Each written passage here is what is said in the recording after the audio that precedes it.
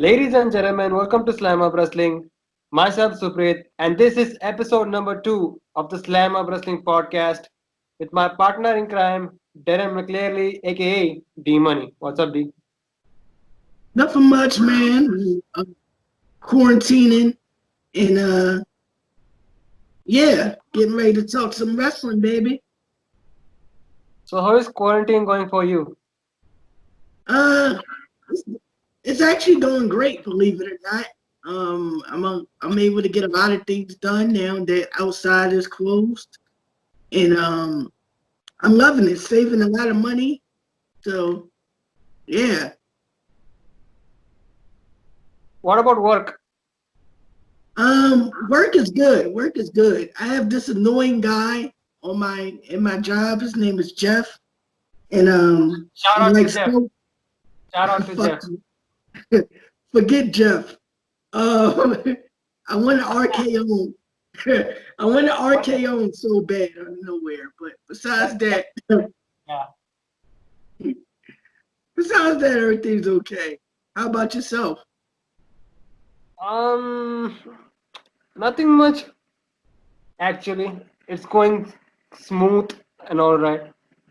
Yeah, yeah. Have- Um, haven't been any talks in your country of y'all guys having us outside open pretty much. Um, the entire country will learn after May 3rd what's gonna go on. Is it gonna still continue or, you know? Yeah, yeah. I think everybody's in the same boat pretty much. Yeah. Yeah. So So let's talk some wrestling then. So a lot of things happened this past few weeks. First off, the sad passing of Hall of Famer Howard Finkel. yeah, RP Howard Finkel, he was a big major part of professional wrestling and the wrestling culture. Um yeah, very sad day for wrestling fans. So knowing the fact that he was the voice of your childhood, tell the people who don't know why he was so damn great. Just because of the fact that he when he spoke, it meant everything to hear him announce Hulk Hogan, to hear him announce the Ultimate Warrior, and it's the way his projection of his voice was that made everybody pay attention. It made the match feel important when Howard Finkel announced your match. You know, that's when you kind of knew that it was a big time matchup that was going to happen. So Howard Finkel was a big part of professional wrestling, and condolences to his friends and family. Um, he's definitely going to be missed. So even more bad news followed for WWE and also Vince McMahon. First of all, the XFL has gone bankruptcy again. Oh man, history repeats itself. By the way, did you see any XFL game? I think I watched like a little bit of it, like not like a whole football game, but like maybe a first quarter. It was much better than a decade ago or 2 decades ago. Um, it was a little bit. They was picking up a little bit of steam, but I think the quarantine happened and then everything went left. In addition to this, it was Black Wednesday for the entire industry in general as WWE released and furloughed a lot of talents and employees because of quote unquote budget cuts. So what was your first reaction on this? Um, I think WWE made a major mistake. Um,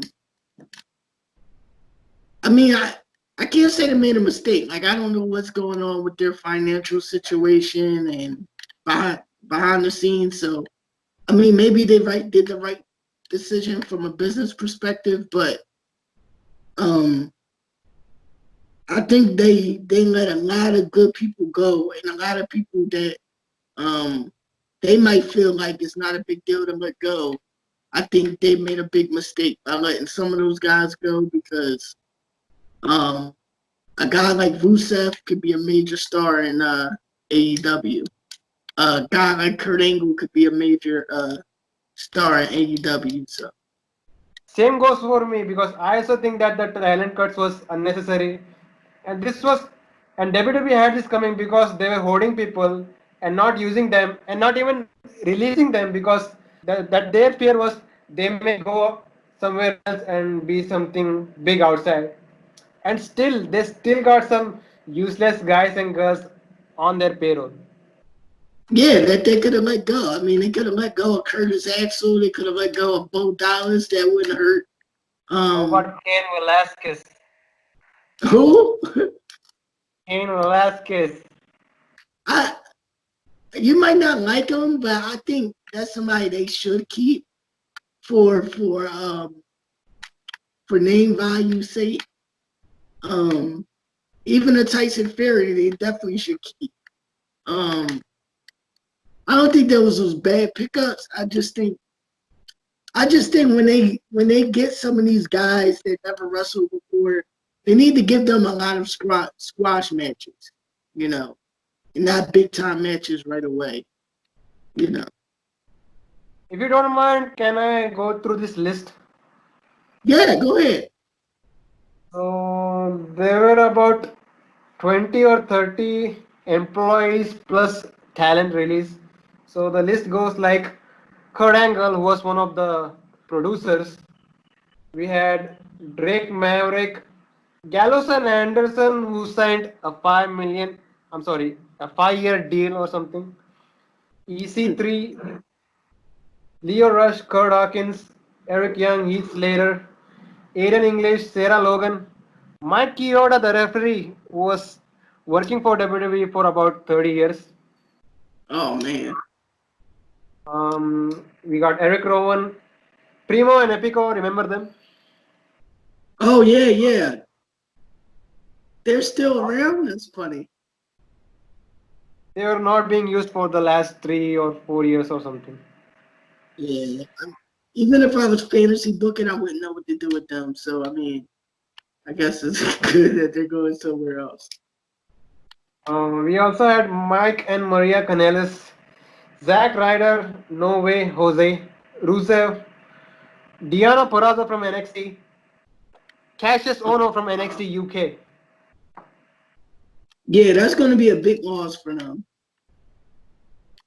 Also, they released five guys from the NXT lower mid card that were not being used, like Tainara Conti and three other guys. Oh wow. So, what was the shocking name in this list for you?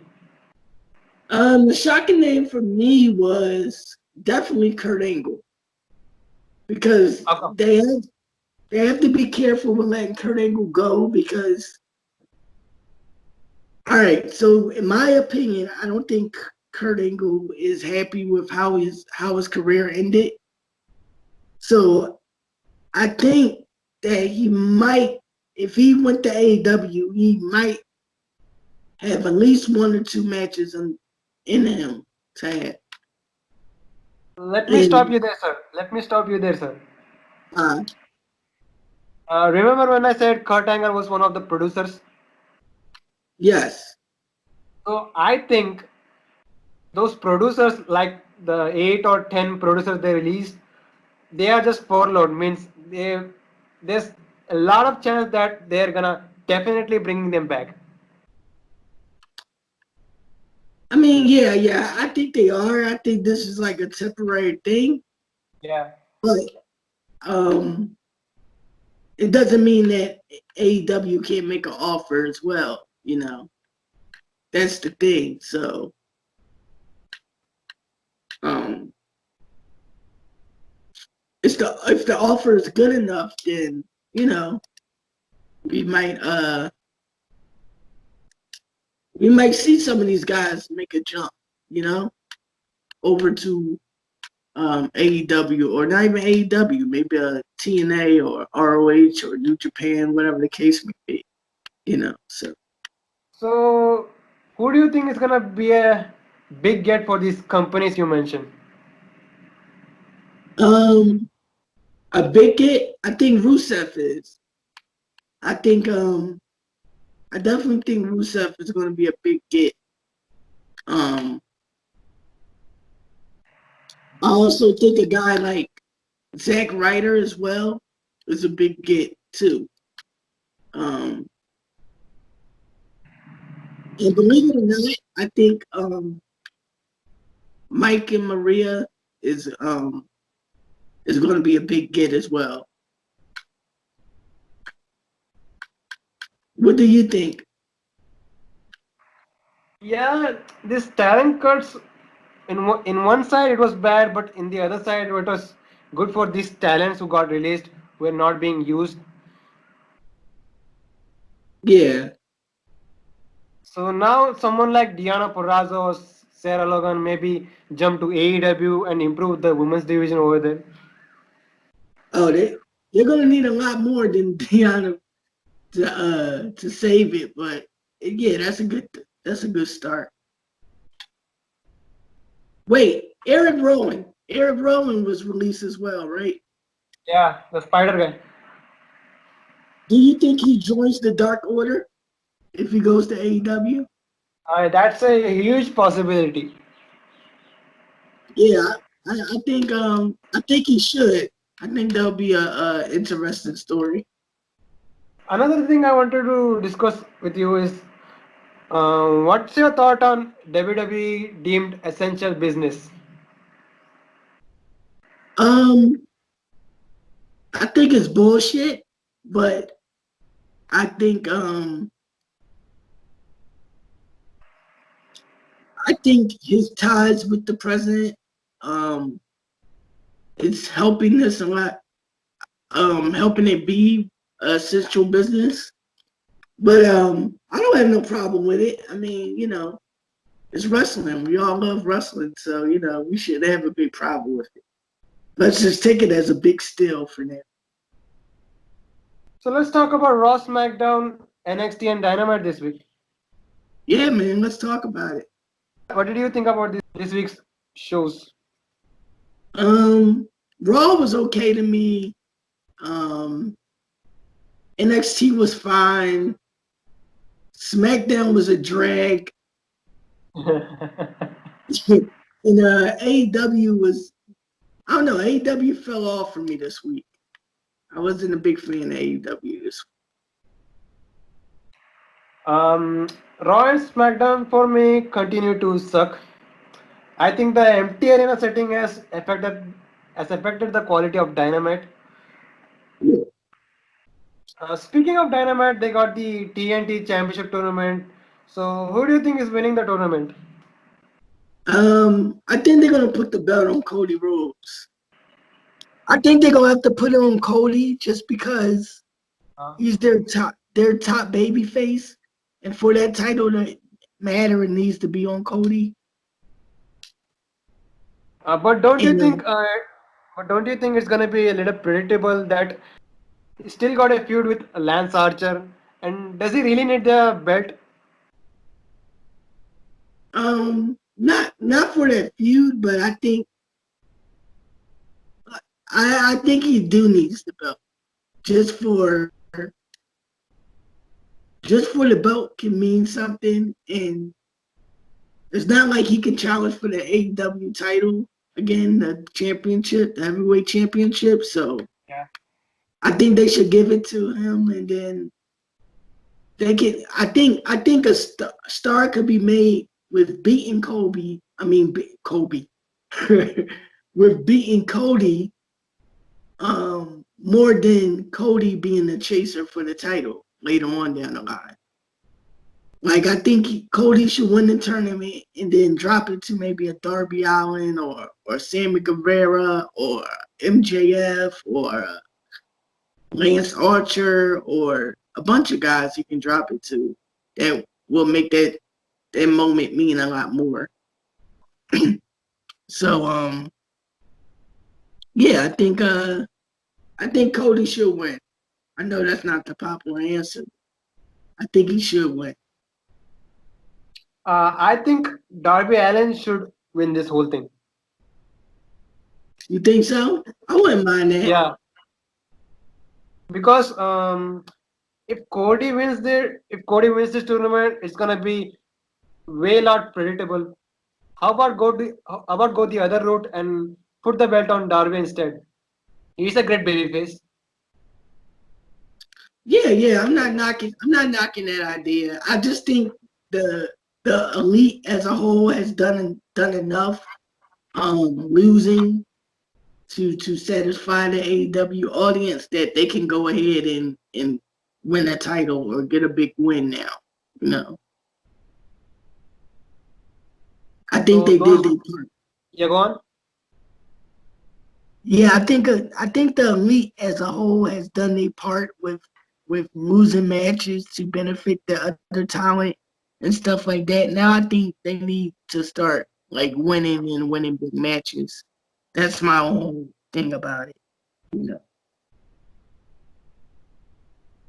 So those were our thoughts on the TNT Championship tournament. Let's talk about NXT. Yeah, let's talk NXT.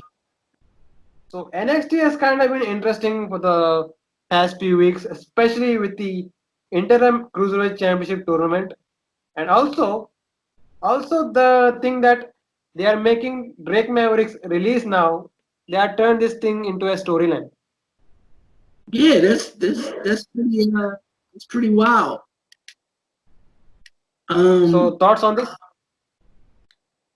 um I think they're gonna bring Drake Mavericks back at this point. Um I just I think it'll be better if Drake Mavericks win the title. They can start a storyline with that. Drake Mavericks win the tournament and William Regal is like asking Triple H to bring Drake Mavericks back and um Jordan Devlin is like, I'm the real cruiserweight champion. We don't need him back, type of thing or whatever. I'm y'all champion. We don't need Drake Mavericks, blah blah blah. And they do a whole build up to a big match. I think that'll be more beneficial. So you're saying that they should put the title on Drake Maverick. Yeah, while the conversation is hot, you know, they have to do something outside the box. And maybe keep the keep it kayfabe. Like, you know, they're not going to sign Drake Mavericks back, and then they build it up, build it up, build it up, build it up, build it up, and then finally, when everything gets back to normal with everybody, you know, getting out this quarantine situation, they have a pay per view, and that's when we see Drake Mavericks return to a big pop. I think that's how they should do it. I liked your fantasy booking there, but I highly doubt when there are guys like Kushida and the new guy El Hero del Fantasma. I highly doubt Drake Maverick winning in this situation. I mean, they got to go with what's hot. They have to go with what's hot, I think. And if they don't, then I mean they can go somewhere else. But I think they need to go with what's the hot topic right now, and that's Drake Maverick.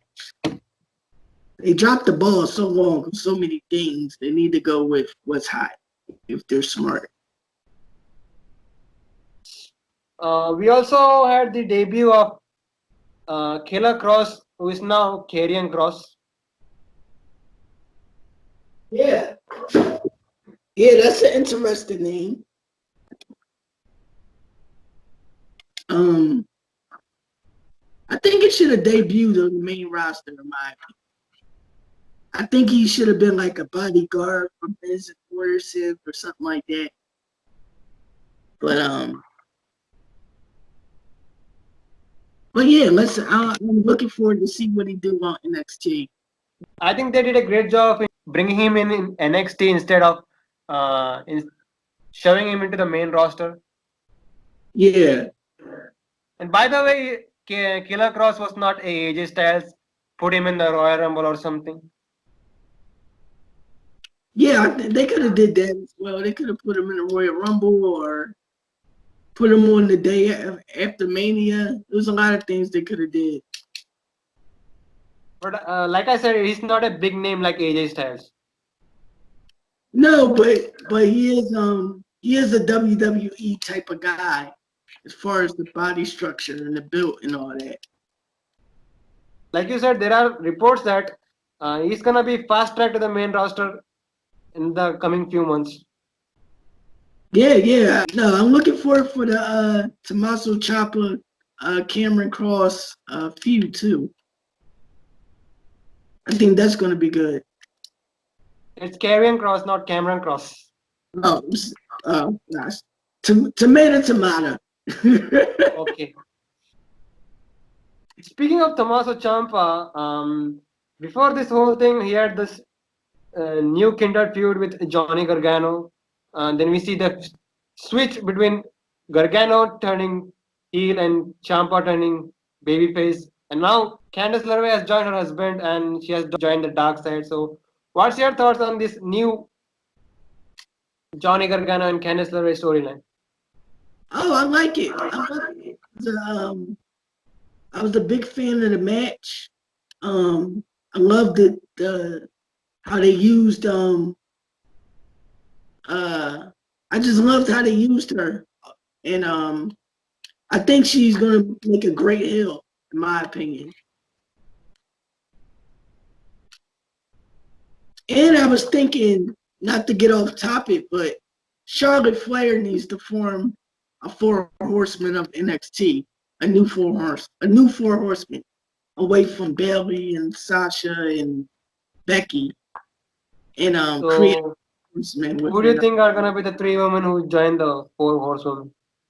Um, I think it'll be Candice LeRae, um, uh, who's the girl that's feuding with Dakota Kai? I can't think of her name off the top of my head. Tegan Knox? Yeah, Tegan Knox, and I don't know. Maybe you get some type of new NXT talent somewhere, like maybe somebody that's from the Performance Center as the fourth member. You know. I think that's a very far-fetched idea. Yeah, yeah. I mean, you give it time to be built, but you know, I think I think that wouldn't be a bad move. It'll help the other talent out a lot more. I don't know about you, but only thing I'm waiting is when does Charlotte Flair drops the NXT Women's Championship? When she drops it, I like Yeah, the title. I like it. I hope she keeps it for a long time. by burying a lot of NXT women. Yeah. Yeah, yeah. I want her to bury everybody. What? Yeah, I want her to have like the Triple H reign of 2003. I want her to have the Reign of Terror, the NXT version. It'll draw a lot of heat, and then when she finally gets beat, it'll be a bigger deal. So who do you think is gonna beat her for the title? I think Rhea Ripley's going to come back and beat her for the title. I think she is. Don't you think it's going back to square one again? Yeah, but I mean, that's what makes the story good, is the fact that Rhea Ripley got beat and she's coming for her revenge and she's the only savior. I mean, that's how most storylines go. I mean, great storylines like Sting versus Hulk Hogan. It was all about the redemption story is always a good story to have in wrestling. And I don't know. I like the fact that Ripley uh winning the NXT title was the move. But don't you think Rhea Ripley should have beat Charlotte Flair at WrestleMania, the grandest stage of them all, and that would have been a bigger deal, made her a big star. Um, yeah, that could have worked, but I think Rhea Ripley had a good moment at Survivor Series last year when she was dominant in the women's Survivor Series match. But I don't know. I think Rhea Ripley needs to be the chaser, and then she finally gets the moment at next year's WrestleMania. So you were saying that Charlotte is gonna hold this title till next year's WrestleMania? Oh hell yeah! The Oh my Charlotte God! fans, I are think you it's gonna ready? be a stretch, man. I think it's gonna be a long stretch. She needs to drop the title at least at SummerSlam. Yeah. Nah, I think she's gonna keep it for a while. It's gonna drive the fans crazy, but It's gonna draw the fans crazy, and it's not gonna draw any ratings. I mean, at this point, nothing draws ratings at this point. That's what I wanted to talk about. Nothing draws ratings at this point. Brock Lesnar coming back full time is not going to help. Vince McMahon is coming full time is not going to help. Stone Cold coming out is not going to help. The Rock coming out is not going to help. Vince McMahon damaged the WWE a long time. And until Vince McMahon goes away, I don't want to use the D word, but until he goes away, it's going to always be poor ratings until somebody like Triple H get full control. By the way, what happened in this last 15 years that only 2 million people are watching a wrestling show every week?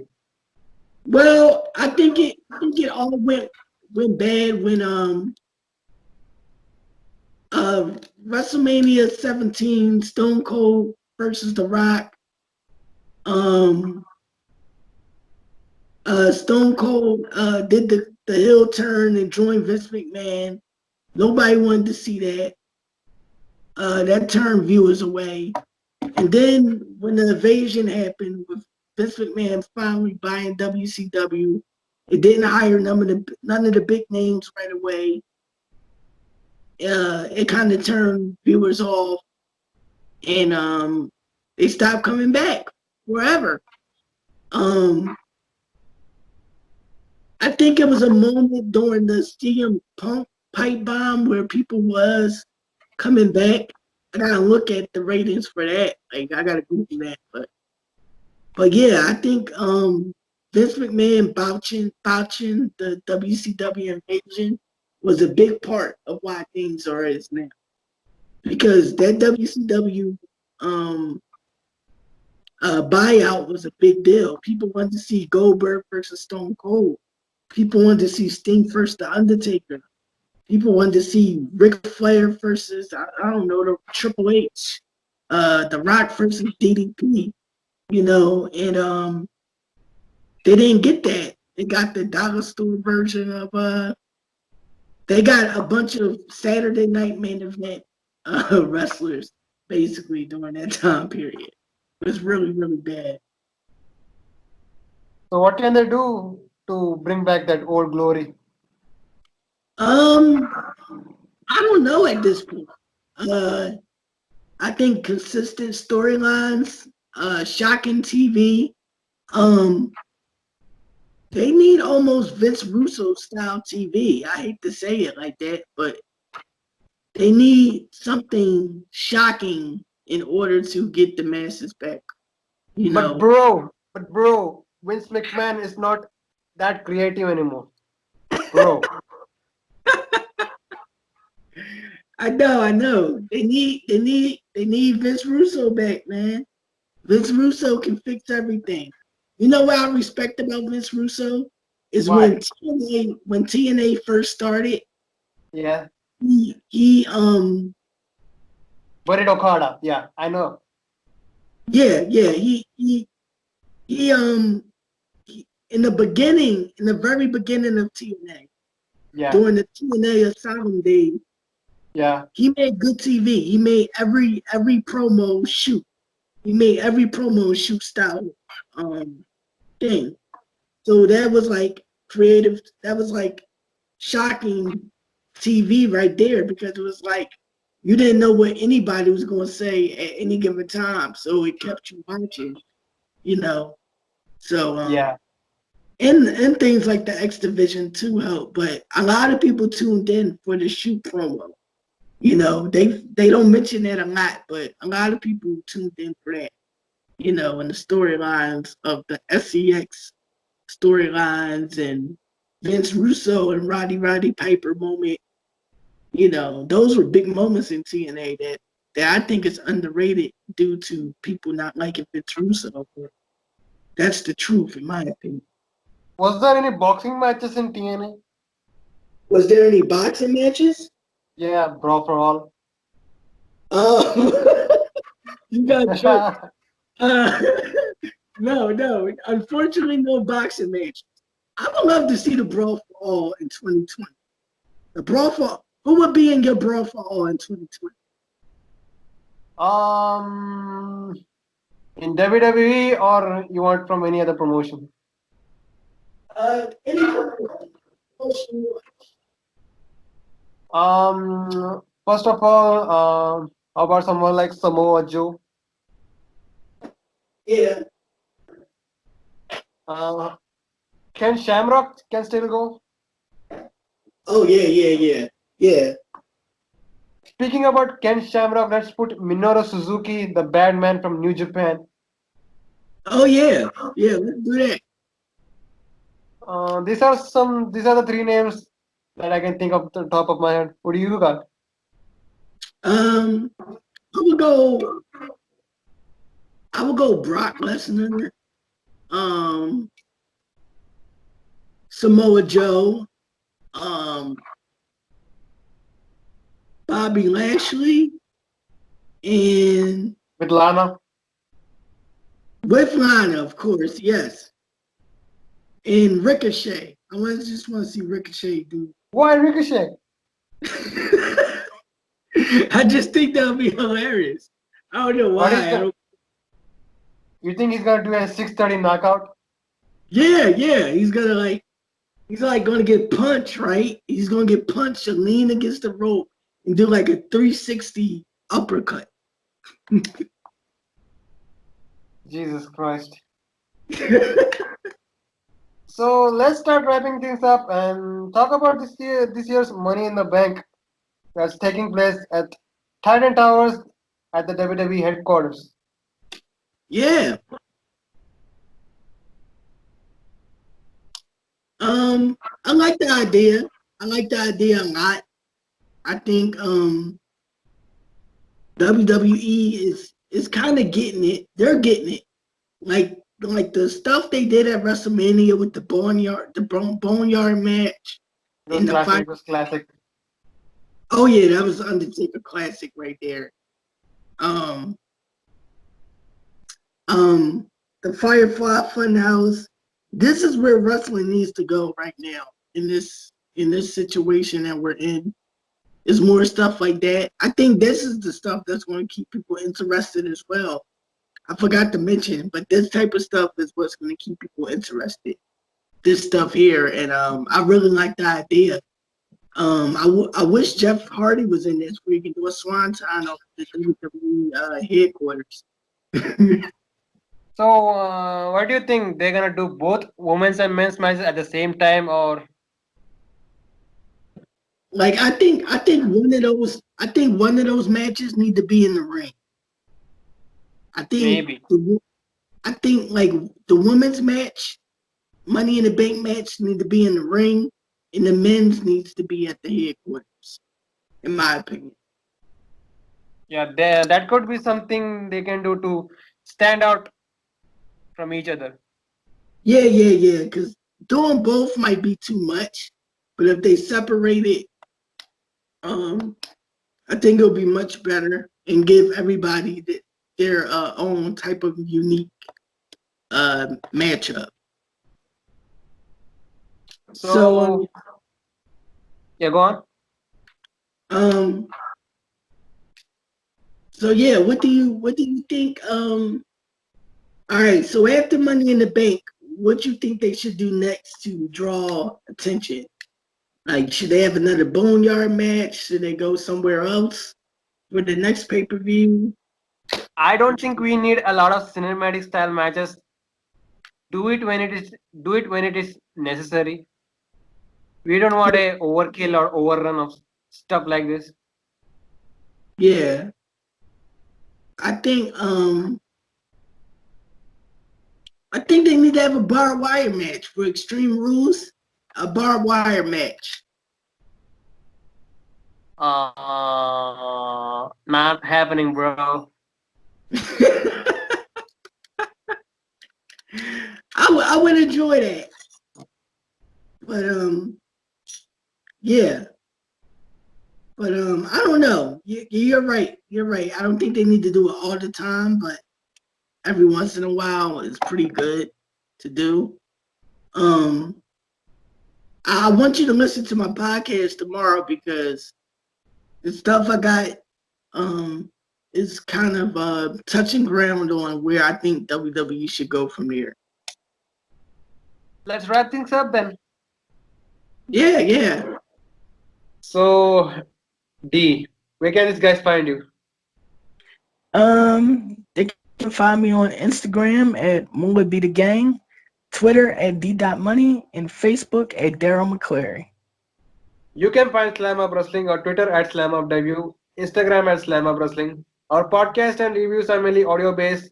And if you don't want your YouTube web running for that, then you can catch Slamhub Wrestling on Anchor and Spotify as well.